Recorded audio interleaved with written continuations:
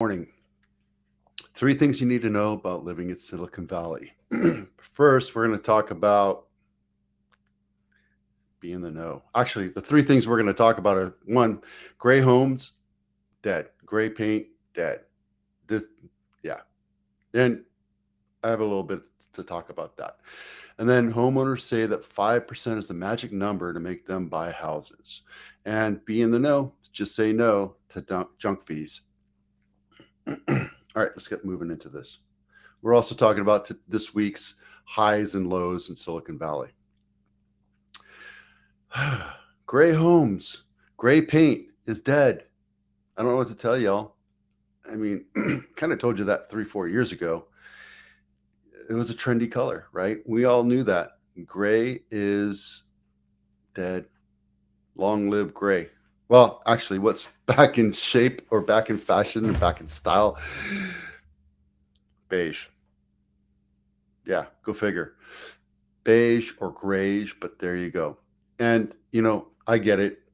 This is before Barbie came out. I think it came out February. So, pink, guys, girls, ladies, people, just say no to pink. I mean, there's a shortage of it anyway. um, see, bullshit on the white. White is cool. White is timeless. You can always do white, and it doesn't have to be pure snow driven white. It could be any kind of shade of white, like shades of gray. But it's something you have to realize that white is always going to go together with things. But I can tell you, pink, not so much. Red, not so much. We actually used to have a wall that was about this rusty, it was called maple leaf red.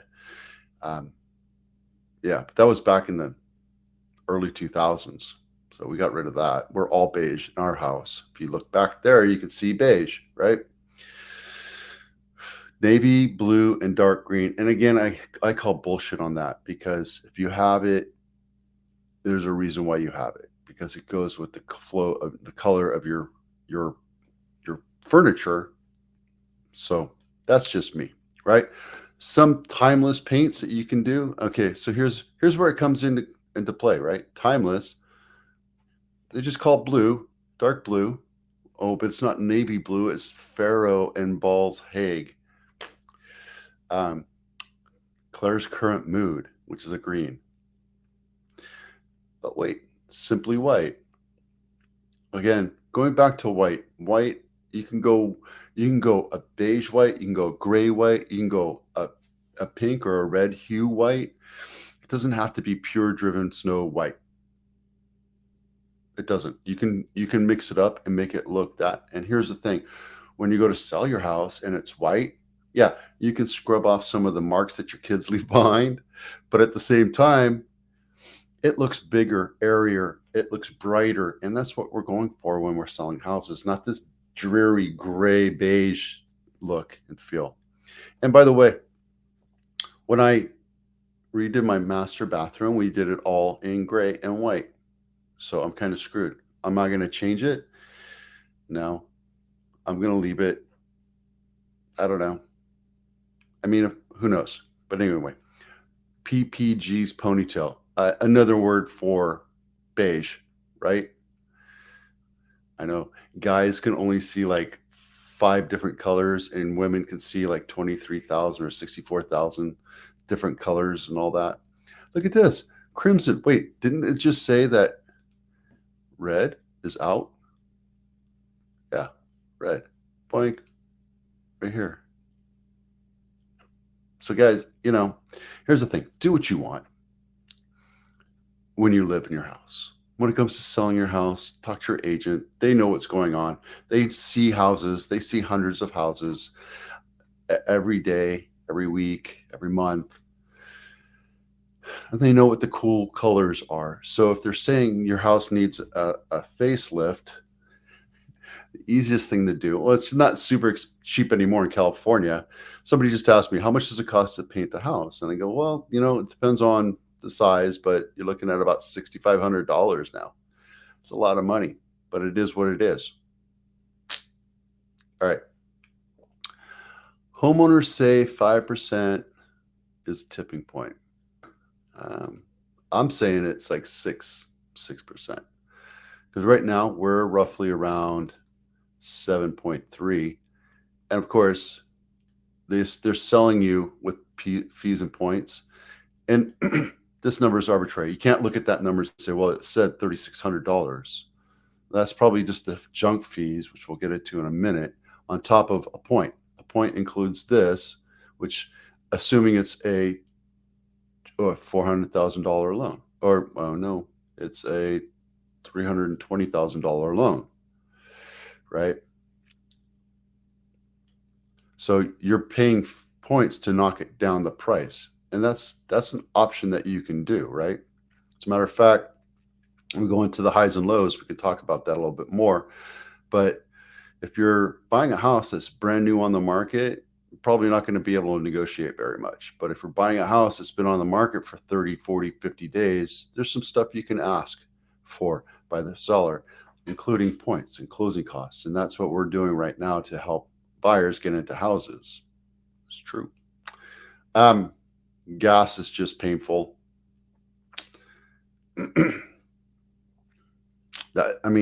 I looked and looked for the 469. I think that's baloney. That needs to be updated because what I'm seeing is a minimum of 499. I think I saw one 485, but that's cash, and that was, yeah. So anyway, there you go. Okay. Higher mortgage rates have created a so-called golden handcuff effect. It's true. Nearly 82% of homeowners feel locked in by their existing low-rate mortgage. Well, yeah, you bought a house in the firestorm of 2021, 22. What did you expect? Right? I never said it was a great time to buy. I always tell you to buy when the market's going down or stalling. 80, yeah.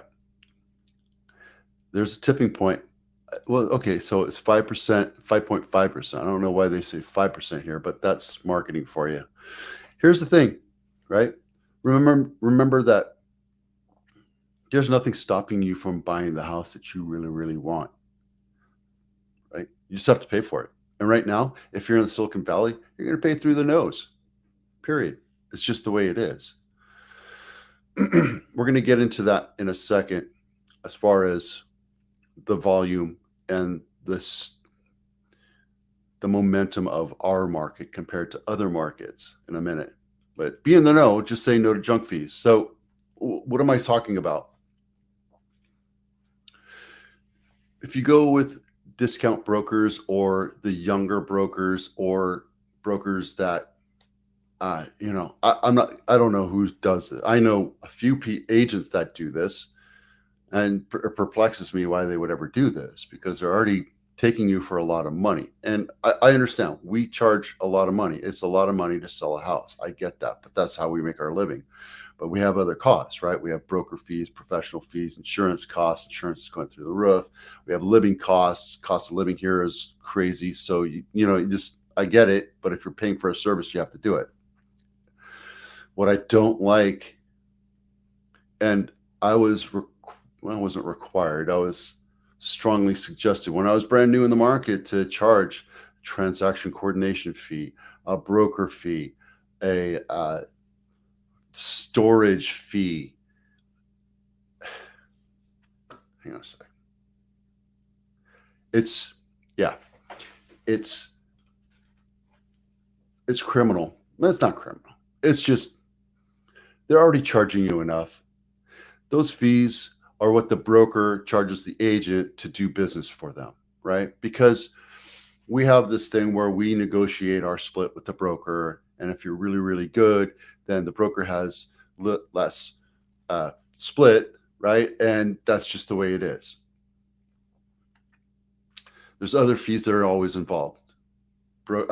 Insurance, you have a transaction fee, you have a transaction coordinator fee. These are all fees that come out of the commission. They come out of the split, which is why I left Compass, because I was getting eaten alive by all these extra erroneous fees that magically appeared after I worked with them. I have no problem with them, by the way. I have absolutely zero problem with Compass or Coldwell Banker or any of the big companies. It's just I have to do business that way because I will not charge my clients these erroneous junk fees. They come out of my commission. They come out of my split. And if I make a mistake, they come out of my commission. Period. I'm an adult. I've been doing this for 20 years. I'm not perfect. I can tell you straight up that I do make mistakes. And I'm not going to make you pay for it. If I make a mistake, I pay for it, right? If you make a mistake, sometimes I pay for it, right? If my escrow company makes a mistake, I pay for it because they have a slim margin and I have a great relationship with them and I will take care of it. But that's because I do a number of deals every year and I can afford to do that. If I was a desperate agent and charging junk fees to my clients, I probably wouldn't be able to do that kind of stuff. I would have that small mindset. I have a mindset of abundance and I'm here to serve, not to charge you tons of money for a little bit of service. It doesn't matter that way. To me, I'd rather make sure my reputation stays intact, that I'm here for a very long time. I've been doing this for 20 years. I have a decent reputation. I think I have a decent reputation, right? I'm not here to take extra money out of my pocket. As a matter of fact, sometimes I reduce my commission to pad things over to make transactions work for my clients because it's not about the money for me. I make good money. It's just I'd rather have a good service, offer a good service. So if your agent is charging you junk fees, you have to ask them about them. Transaction coordination fee, that's transaction coordinator works for the agent so that they do all the paperwork for the agent, not for you. If there's a broker fee, that's the fee that the broker is charging the agent, not you. If there is a paper documentation storage fee, that's just an erroneous bullshit junk fee that your company is charging you. And some brokers charge the agents that, but that's just the way they do business, right? I'm not saying it's good or bad on the broker side, but I'm saying that if the agent is charging you that, well, then you say, Vito, how do I know what my agent is charging me? You have to ask for something called a net sheet. And that's when you go to closing, you have all these extra fees or all the other fees. There's escrow and title and taxes and transfer tax and all these other things, right? And then you also have to pay for your inspections, etc. So, just be aware of what's going on. And always ask for a net sheet. If you're at a listing appointment or a buyer's consultation with an agent, you ask them for an example of a net sheet. And if they can't provide one for you, that means that they're hiding something from you because they know they can get it from their escrow officer. I have a spreadsheet that I mock up just so that I'm as transparent as possible so I can show people what the charges are, how much it's going to go, and if we sell it for this much, this is about what you're going to wind up with on 5% variance because we don't know what the sales price is, we don't know where we're going to close, etc. But it's at least an example, a draft of understanding it, right? So anyway, I digress. Let's see. Again, title theft is on the rise, guys. I don't know how to tell you this. I'm not getting a lot of traction on this. And I think this is like life insurance. Like, yeah. Or the trusts, right? If you, hang on a sec, there we go. Much better. I'm always like leaning into it. If you own a house and you don't have a trust, get a freaking trust. Shut your mouth. I know you don't have time. Just do it because there's a reason why. There's a bunch of videos that I've done. Go to siliconvalleyliving.com and type in trusts. You'll understand why. It's the same thing here. Guys, protect yourself. I have a friend that just called me up on this. I think she saw this video and she's like, hey, Vito, can you help me out? I'm looking at this friend of mine who has elder parents. And here we go. We're down the rabbit hole. And just make sure you protect yourself. Okay, call me, call your favorite agent, whatever. Ask them to do a title search on your house, your parents' house, etc. It takes them literally 30 seconds to do it. All right, let's talk about highs and lows. Van Buren Street in Los Altos. Again, these are not my listings. These are the highs and lows in Santa Clara County. Listed for 8.5 million, sold for 7.3. That is an 85.9% not drop, variance in there. Now, this is a nice house. It's older, 1945, 78 years old, 4-bedroom, 4.5 bath, 4,100 square feet. It looks like a ranch, but it looks like it's been built out, right? Take a look at this thing. Nicely done. Everything is just beautiful, but it's overpriced. Why is it overpriced? It's overpriced because it was listed on the MLS for weeks, months, almost 3 months, right? But it's beautiful, right? I mean, look at the landscaping. I love the parted cement right there. Why did it not sell? Because it was overpriced. When I say it's overpriced, I'm not saying it's overpriced. It probably was worth 8.5 at one certain time. Maybe like, I don't know, April of 2022. But look, you got the Viking fridge, you have everything. It's just a beautiful house. Was it worth 8.5? Possibly. But it just goes to prove that a house is worth what a buyer is willing to pay for it. Right? So let it sit on the market. You overprice it. I'm not in a hurry to sell my house. Well, then you're going to lose money, because the longer your house sits on the market, the less money you're going to make on it. Period. The more leverage. There's no camera where that door was. That's pretty cool. Whatever they did. The longer the house is on the market, the more leverage the buyer has. Just remember that, right? This is an awesome looking house. It's beautiful. Is it worth 8.5? Again, it might have been back in 2022. But when you let it sit on the market, the buyers know, and they'll come in and buy it for what they want to buy it for. Now, this is San Jose, Baltic Way, 1,200 square feet, 4-bedroom, 2-bath, built in 1959 at 64 square feet. And I only have one picture to show you. So there you go. By the way, when you sell your house or buy a house, you can ask the agents. And if the agents can't do it, the MLS can do it for you. You can remove all the pictures for privacy or whatever. I don't really think it's a big deal, because I think it's nostalgic to be able to look at it. Okay, so the highest list price to sales price ratio, 141%, 41% over list price. That's crazy. Elmer Way. Again, it's not my listing. 4-bedroom, 3-bath, 2021 square feet, built in 1969. And this is Cupertino School. I want to say, let me see the map. Break this down for you. There you go.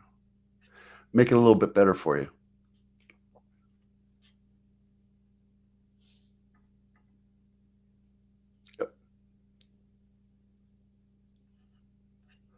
So it's Rainbow area, Stelling. That's Dianza, I think. That's Monte Vista. No, that's Monte Vista. That's Kennedy, Dianza. Cupertino's right here. That's Apple right here. So yeah, Cupertino School. It might be San Jose address, but it's Cupertino Schools, right? And list it low, sell it high, 7 days. I bet it had multiple offers, right?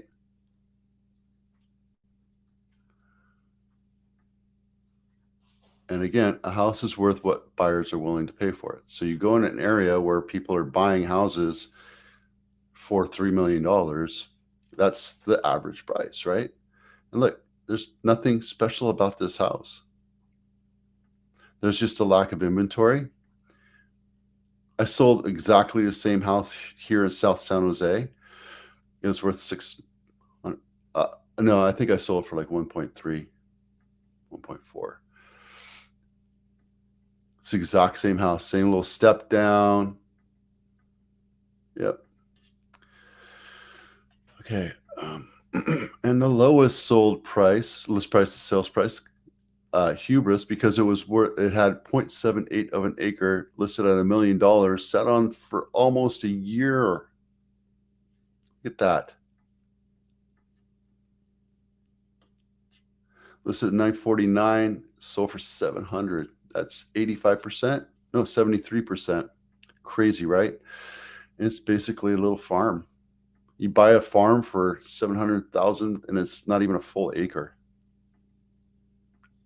in Gilroy. And it's a fixer. There you go. All right. So there you go. Your highs and lows, Silicon Valley, week 37 of 2023. All right. Today we talked about 3 things you need to know about living in Silicon Valley. Gray homes, not so much anymore. Homeowners say 5% is the magic number, really 5%, but I say 6%.